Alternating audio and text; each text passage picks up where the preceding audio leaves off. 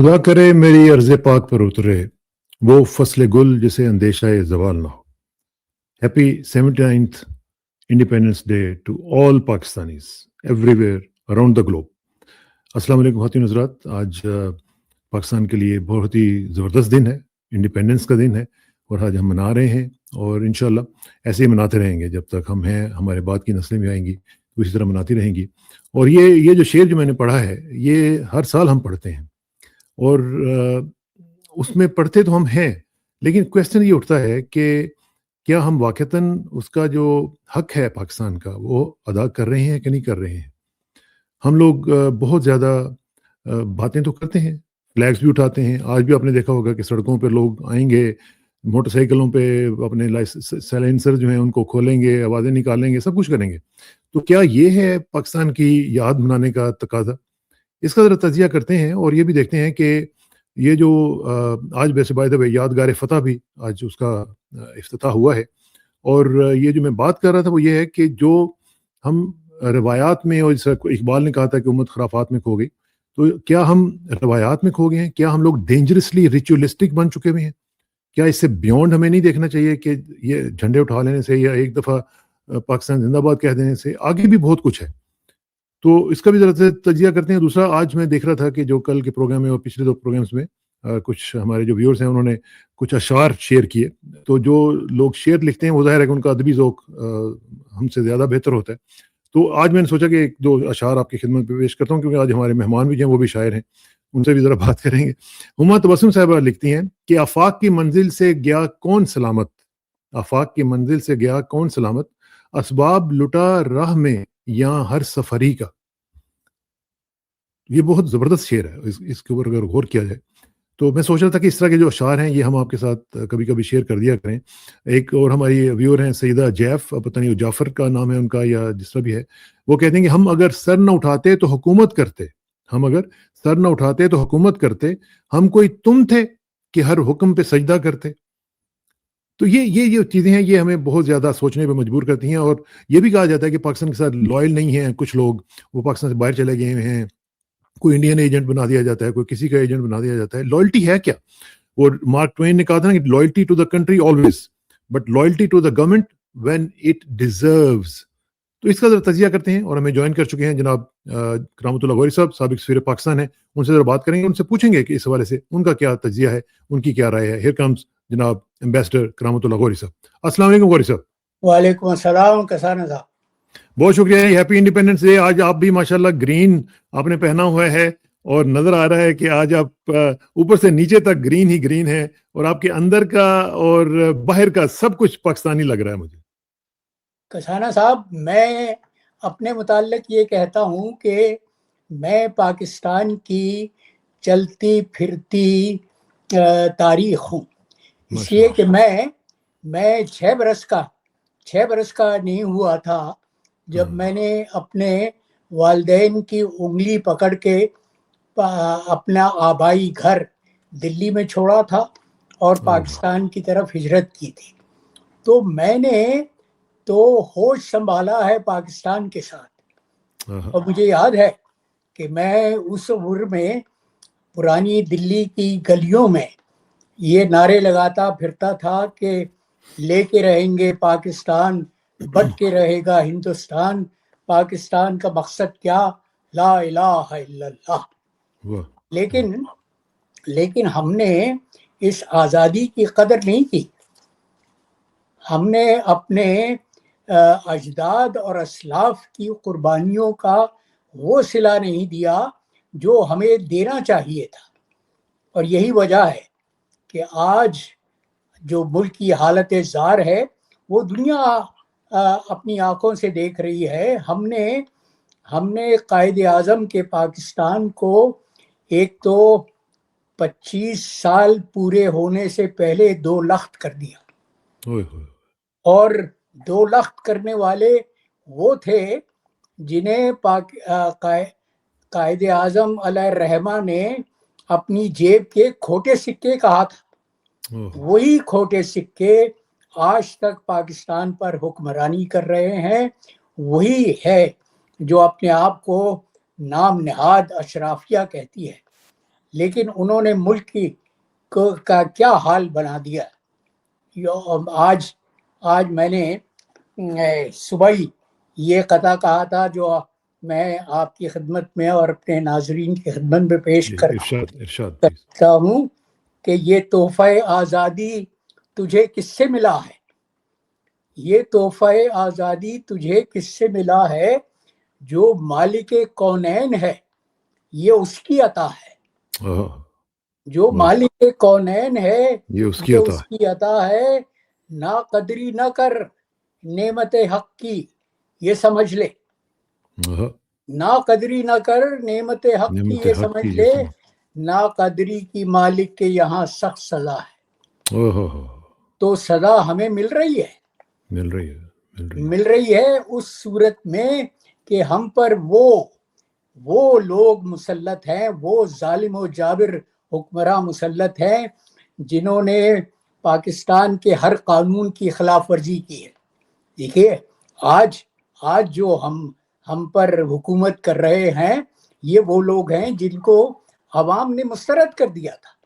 عوام نے ان کو منتخب نہیں کیا. وہ تو پاکستان کو اپنی موروثی جاگیر سمجھنے والے جو جی ایچ کیو میں جرنیل بیٹھے ہوئے ہیں وہ ان لوگوں کو لانے والے ہیں. وہ ان لوگوں کو پسند کرتے ہیں اس لیے کہ یہ لوگ اسی قبیلے کے ہیں جس قبیلے کے جرنیل ہیں. تو پاکستان کا المیہ یہ ہے کہ پاکستان کو اس کی اشرافیہ کھا گئی، اور وہ جو ملک کے محافظ اپنے آپ کو کہتے ہیں وہ پاکستان کو برباد و تباہ کر رہے ہیں. Very sad. اور خاص طور پہ جو میں نے بات کی تھی شروع میں کہ ہم لوگ ڈینجرسلی ریچولسٹک بن چکے ہوئے ہیں، میں چاہوں گا اس کے اوپر بھی ذرا ہمیں بتائیں گوری صاحب. ہم لوگ صرف یہ سمجھتے ہیں کہ ہم نے نعرہ لگا دیا، ہم نے پاکستان زندہ باد کہہ دیا تو بس یہ کافی ہے، باقی چیزیں ہم جو ہیں وہ کرتے رہیں گے، کرپشن ہوتی رہے گی، سب کچھ ہوتا رہے گا، لیکن یہ ہے کہ 14 اگست پہ ہم جھنڈا اٹھا لیں گے، ہم نعرے لگا دیں گے، ہم یادگار فتح منا دیں گے، وہ سب کچھ ہو جائے گا. لیکن یہی ہمارا رویہ جو ہے وہ دین کے حوالے سے بھی ہے، وہاں پہ بھی ہم ریچولسٹک ہیں، اور یہی ہمارا پاکستان اور سوسائٹی کے حوالے سے بھی ہے کہ ہم لوگ بہت ہی ریچولسٹک بن چکے ہوئے ہیں. رسم و رواج کے اوپر ہم بلیو کرتے ہیں اور حقیقت جو ہے وہ ہم بھول چکے ہیں. وہ اپنے دین کے ساتھ بھی وہی کر رہے ہیں جو ہم اپنی آزادی کے ساتھ کر رہے ہیں. اس لیے کہ ہمارا تمام تر انحصار، تمام تر جو ایمفیسس ہے وہ ریچولز پر ہے، وہ رسوم کی پابندی کرنا ہے. لیکن اسلام تو انقلابی پیغام لے کر آیا تھا. اسلام تو یہ پیغام لے کے آیا تھا، اور ہمارے رسول نے حجت الوداع میں اپنے خطبے میں اس کا باقاعدہ اعلان کر دیا تھا، امت کو بتا دیا تھا کہ دیکھو تمہارے درمیان مکمل مساوات ہونی چاہیے، اخوت ہونی چاہیے. نہ عربی کو عجمی پر کوئی فوقیت ہے، نہ عجمی کو عربی پر کوئی برتری حاصل ہے. کوئی رنگ و نسل ہم مسلمانوں کی اخوت کے درمیان نہیں آنا چاہیے. لیکن یہ سب باتیں ہم نے بھلا دی.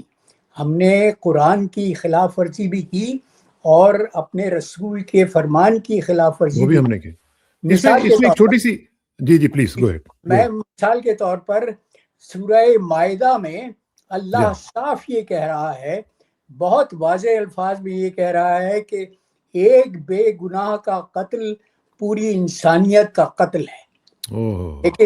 لیکن اس فرمان کی کس بے دردی سے ہم نے بے حرمتی کی ہے.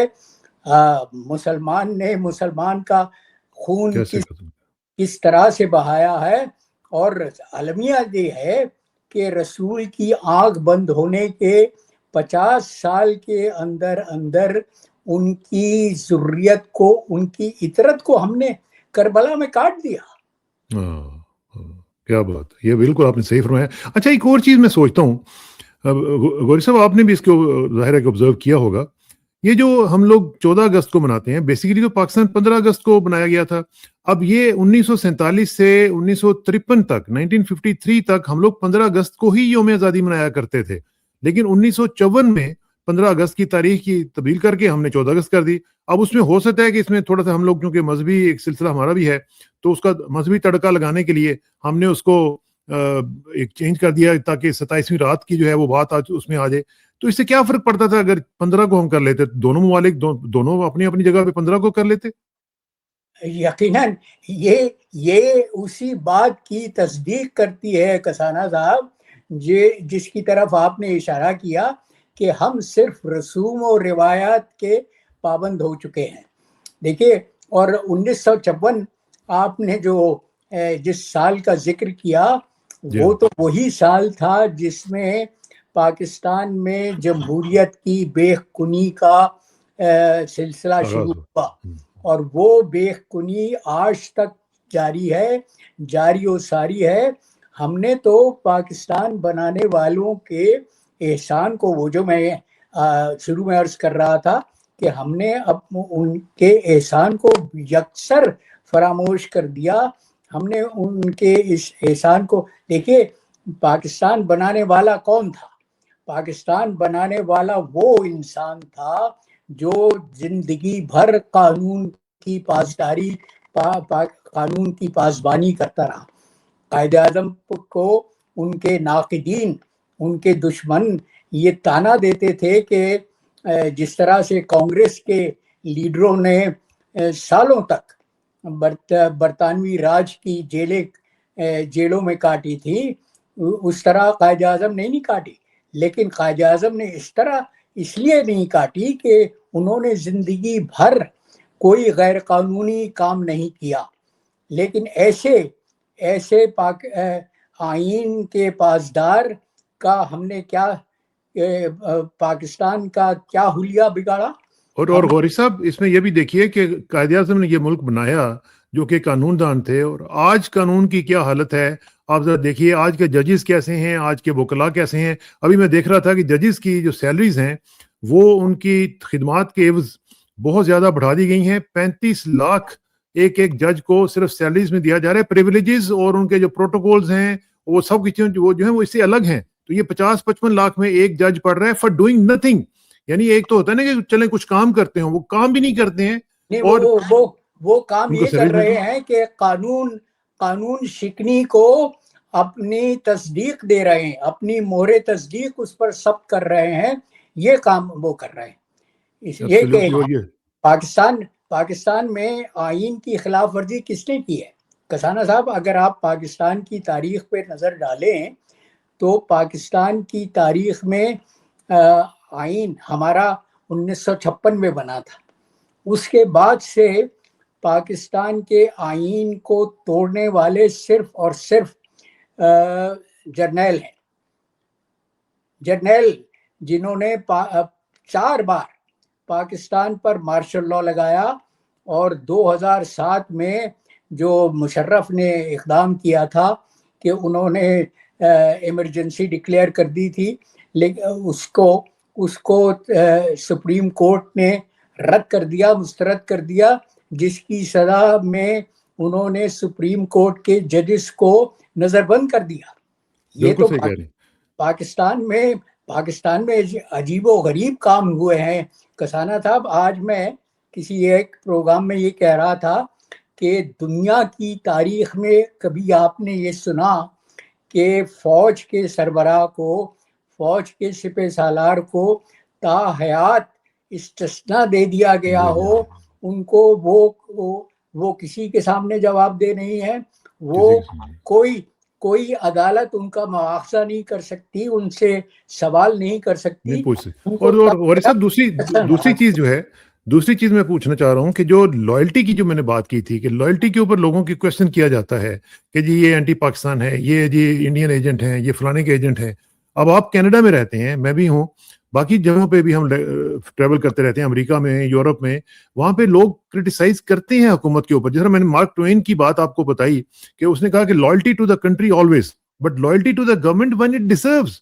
اگر وہ یا ڈیزرو نہیں کرتی ہے تو پھر آپ اس کے کیسے آپ اس کی تعریف کریں گے جب تک وہ اپنے آپ کو اس قابل نہیں لیکن بناتی، آپ پاکستان ڈیزرو میں نہیں کرتے. تو یہ ہے کہ وہ جو طاقتور ہیں وہ یہ چاہتے ہیں کہ ان کے فرمان پر، ہر حکم پر، ہر عمل پر آنکھ بند کر کے عمل کیا جائے، اور جو ان سے اختلاف کرتا ہے، جو ان سے اتفاق رائے نہیں کرتا، اس کو وہ غدار قرار دیتے ہیں.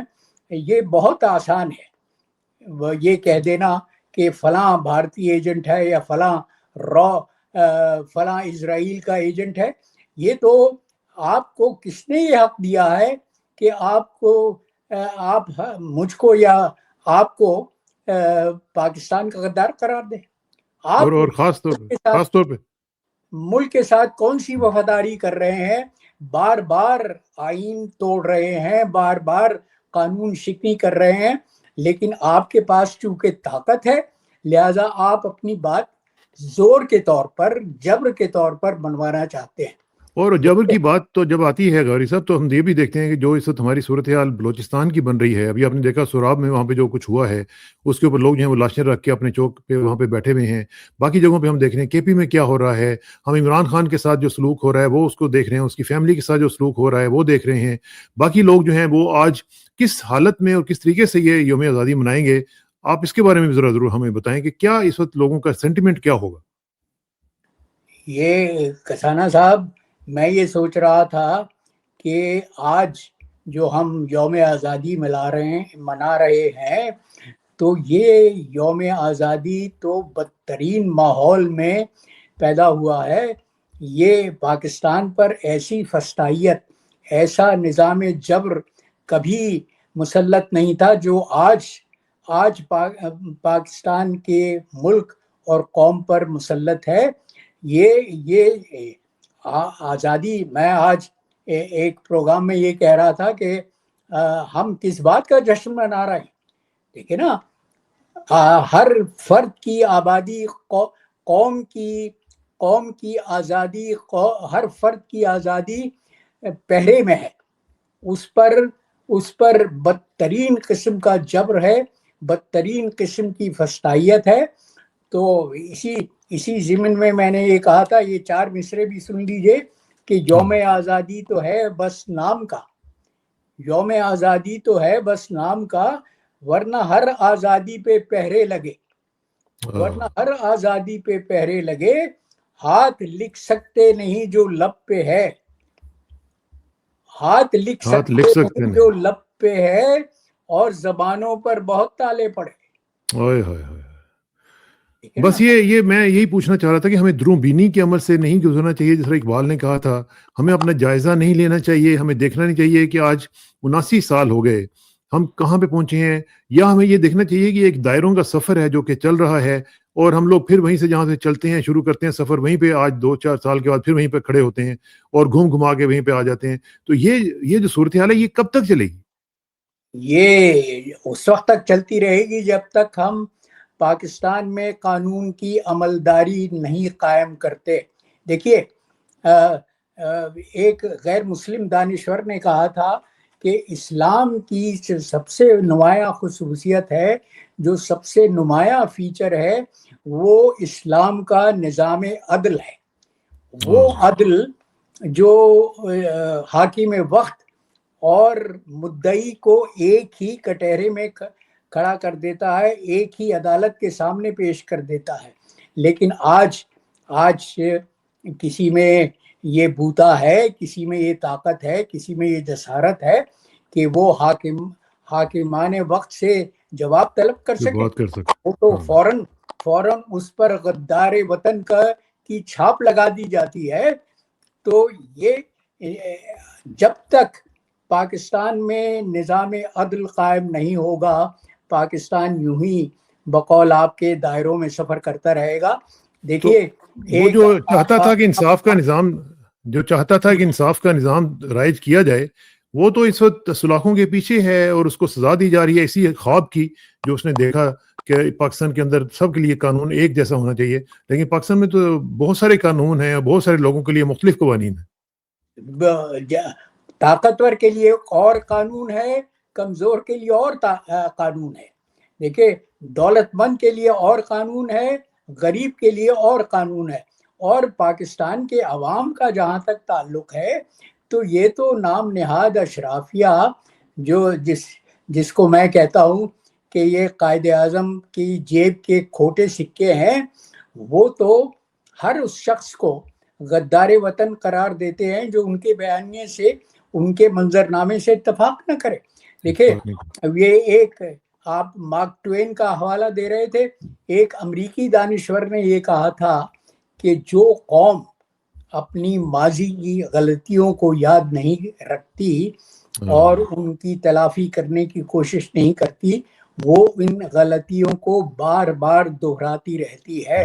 اور اس قول کی بہترین مثال یا بدترین مثال ہمارا پاکستان ہے، جہاں ہم آج بھی وہی تاریخ دہرا رہے ہیں جو 1970 کے انتخابات کے بعد ہم نے مشرقی پاکستان میں کیا تھا کہ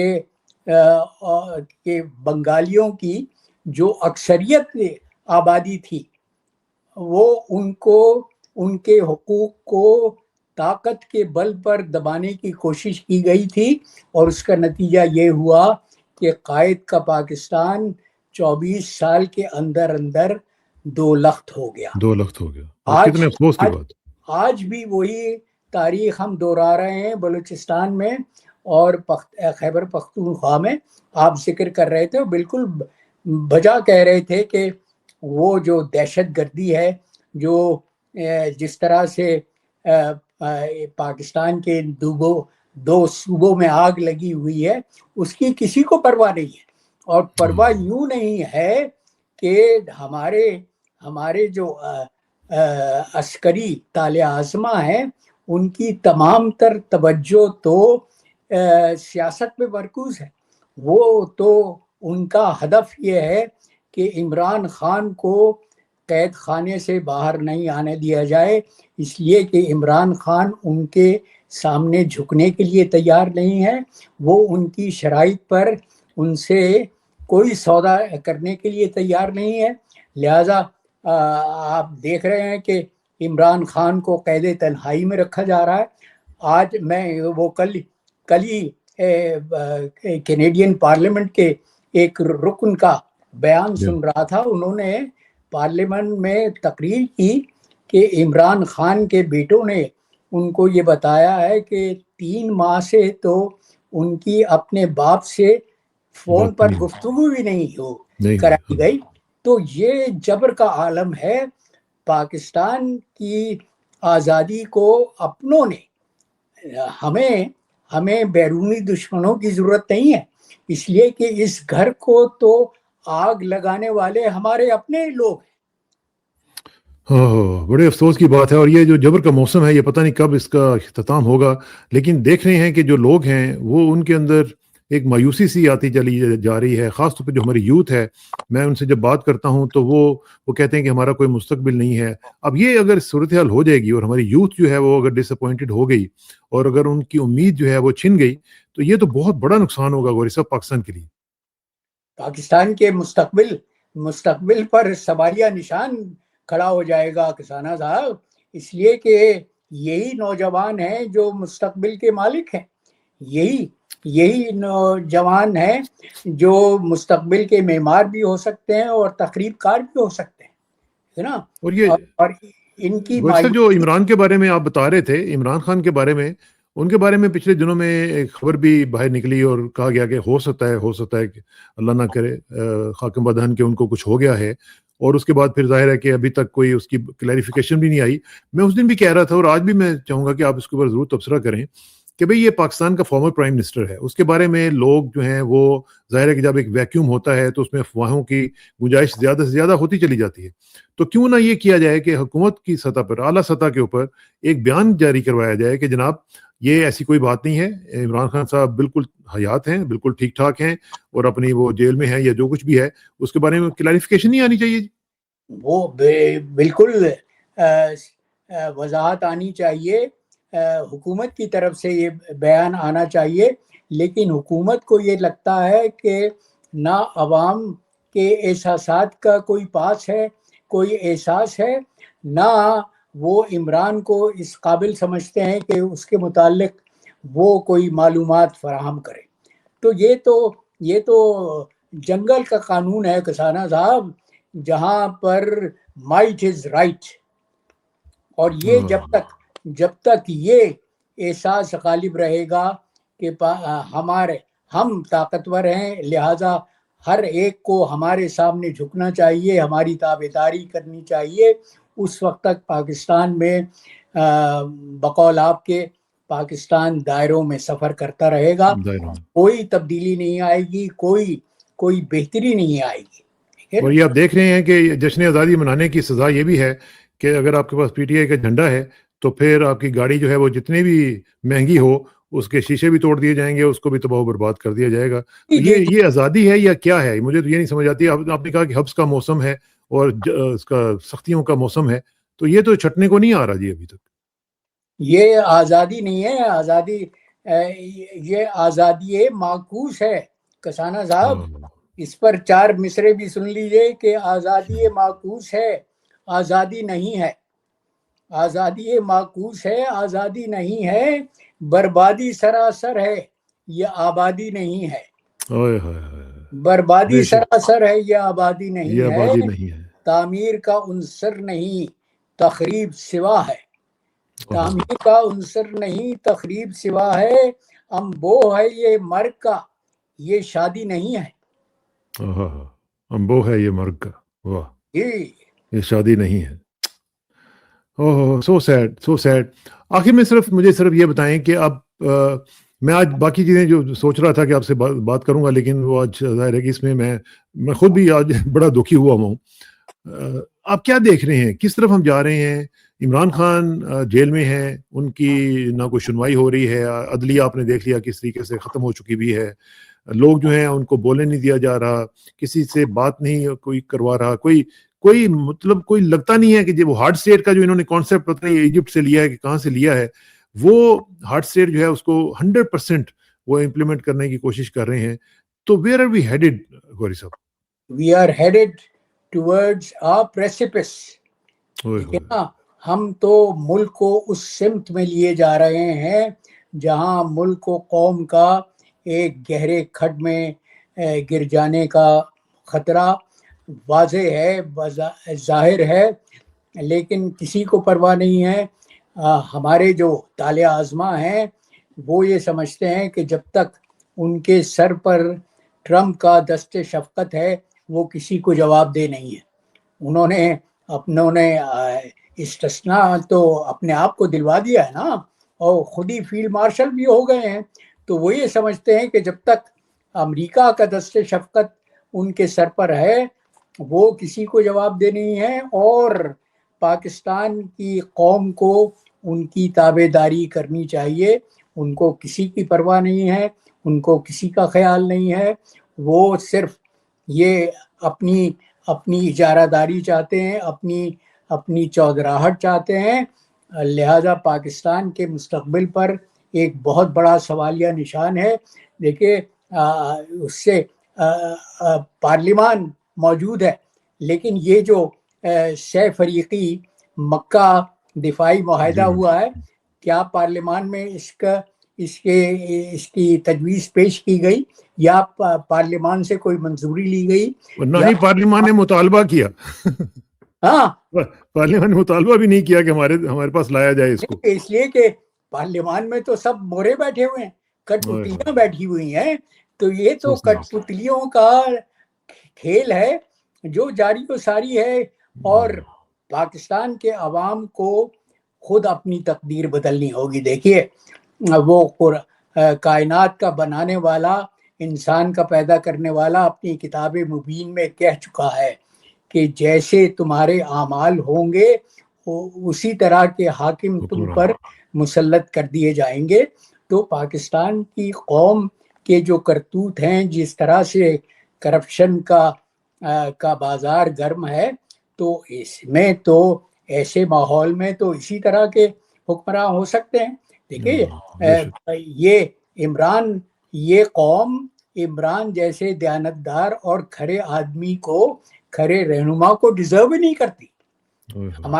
ہمارے اسلاف ایماندار تھے, لہذا انہوں نے محمد علی جناح, قائد اعظم محمد علی جناح کی آواز پر, ان کی پکار پر لبیک کہا.